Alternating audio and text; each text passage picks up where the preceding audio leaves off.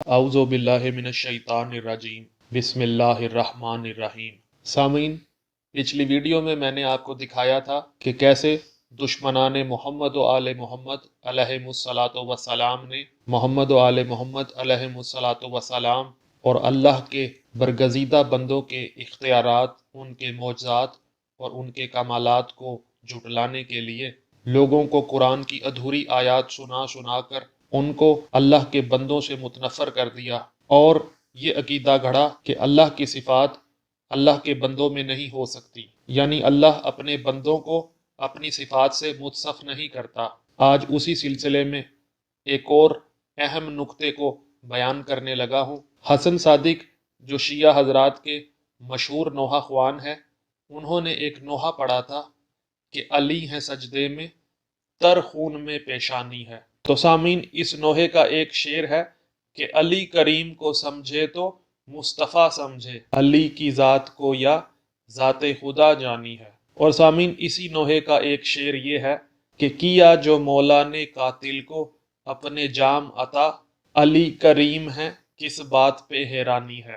تو سامعین، اکثر خطبہ، بلغا، ذاکرین، واعظین اور مناظرین جب امام حسین علیہ الصلاۃ وسلام کے لیے کریم کربلا کا لقب استعمال کرتے ہیں تو اکثر توحید کے ٹھیکیدار یہ کہتے دکھائی دیتے ہیں کہ کریم تو فقط اللہ ہے، اللہ کے سوا کوئی کریم نہیں۔ تو آئیے خود کریم اللہ سے پوچھ لیتے ہیں کہ اللہ نے قرآن میں اپنے علاوہ بھی کسی کو کریم کہا ہے یا نہیں۔ سورہ مومنون کی آیت نمبر 116 میں اللہ عرش کو کریم فرماتا ہے، ارشاد ہوتا ہے فَتَعَالَى اللَّهُ الْمَلِكُ الْحَقُّ لَا إِلَٰهَ إِلَّا هُوَ رَبُّ الْعَرْشِ الْكَرِيمِ۔ تو کبھی سورہ حج کی 50ویں آیت میں اللہ رزق کو بھی کریم فرماتا ہے، ارشاد ہوتا ہے فَالَّذِينَ آمَنُوا وَعَمِلُوا الصَّالِحَاتِ لَهُم مَغْفِرَةٌ وَرِزْقٌ كَرِيمٌ۔ اور کبھی سورہ شعراء کی آیت 7 میں اللہ نباتات کو کریم فرماتا ہے، ارشاد ہوتا ہے اَوَلَمْ يَرَوْا إِلَى الْأَرْضِ كَمْ أَنبَتْنَا فِيهَا مِنْ كُلِّ زَوْجٍ كَرِيمٍ۔ اور کبھی سورہ نمل کی 29ویں آیت میں اللہ کتاب کو بھی کریم فرماتا ہے، ارشاد ہوتا ہے قالت یا ایھا الملا انی القی الی کتاب کریم۔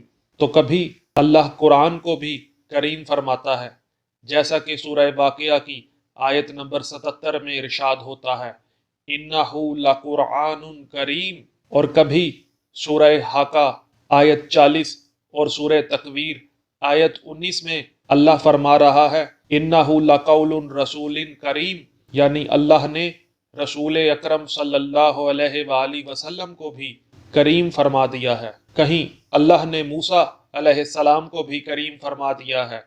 سورہ دخان کی آیت 17 میں ارشاد ہوتا ہے وَلَقَدْ فَتَنَّا قَبْلَهُمْ قَوْمَ فِرْعَوْنَ وَجَاءَهُمْ رَسُولٌ کریم۔ اور ایک مقام پر اللہ رب العزت اپنے آپ کو بھی کریم فرماتا ہے۔ سورہ الانفطار آیت 6 میں اللہ فرماتا ہے یا ایھا الانسان ما غرک بربک الکریم۔ تو سامعین، بے شک اللہ کریم ہے، مگر اس ذات کریم نے اپنے علاوہ عرش کو، رزق کو، نباتات کو، کتاب کو، قرآن کو، موسیٰ علیہ السلام کو اور محمد صلی اللہ علیہ وآلہ وسلم کو بھی کریم فرمایا ہے۔ تو اب کیا کہو گے شرک و بدعت کے فتویٰ بازو، نبی کو تو کریم کہہ دینا ہے، لیکن نبی جس علی و حسین علیہم الصلاۃ وسلام سے ہیں ان کو کریم نہیں ماننا۔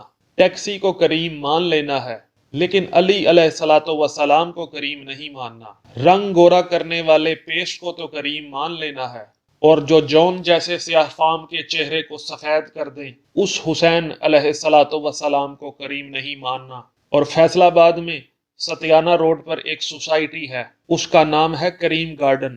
تو سوسائٹی کو کریم مان لینا ہے، علی اور اولاد علی علیہ الصلاۃ وسلام کو کریم نہیں ماننا۔ سامعین، انشاءاللہ آپ کو اگلی ویڈیو میں یہ دکھاؤں گا کہ محمد و آل محمد علیہم الصلاۃ وسلام کو غیر شیعہ حضرات میں کہاں کہاں پر کریم لکھا ہے اور کہاں کہاں پر ان کے کرم کا ذکر ہوا ہے۔ سامعین، اگر آپ کو میری ویڈیو پسند آئی ہے تو ویڈیو کو لائک کریں، کومنٹ کریں اور زیادہ سے زیادہ توحید پرستوں کو شیئر کریں تاکہ ان کے دماغ میں جو شرک کا کیڑا ٹھونگے مار رہا ہے ان کو آرام نصیب ہو۔ السلام علیکم ورحمۃ اللہ وبرکاتہ۔